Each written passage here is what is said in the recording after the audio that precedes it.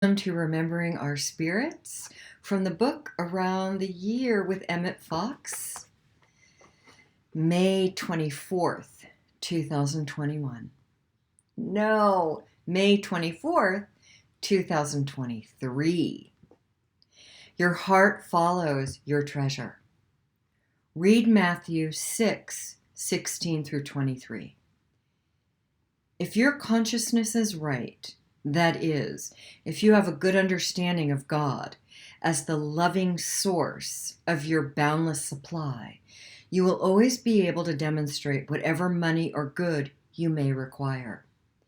You cannot want for anything when once you truly realize that in divine mind, demand and supply are one. And on the contrary, until you do realize this, you never will be really safe from want. In the long run, no one can retain what does not belong to him by right of consciousness, nor be deprived of that which is truly his by the same supreme title. If you are looking to outer, passing, mutable things for either happiness or security, you are not putting God first. If you are putting God first in your life, you will not find yourself laboring under undue anxiety about anything. For where your treasure is, there will your heart be also. Matthew 6:21. What stands out for me in this reading is, I have to put my glasses back on,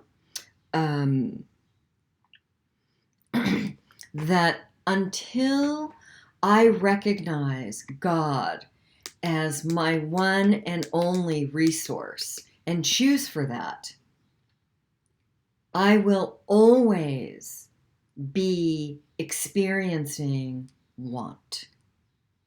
I truly believe that. I really, really like the word source.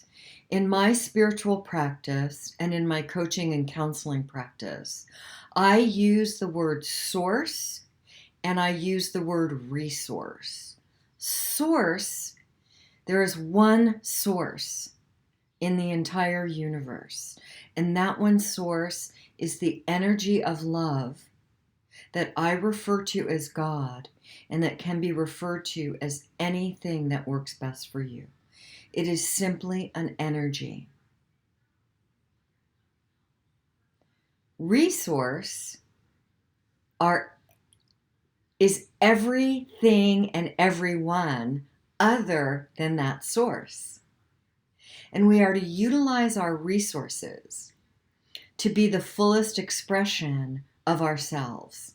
And for me, my practice is living to be the fullest expression of the spirit of love within me.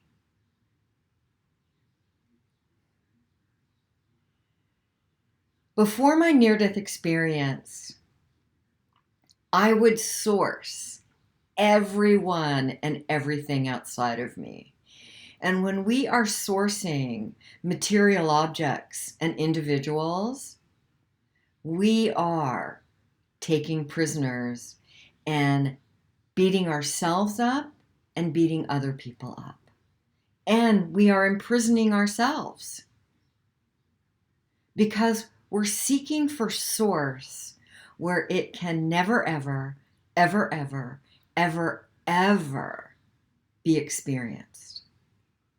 Source is within us, in that secret place, our conscious mind.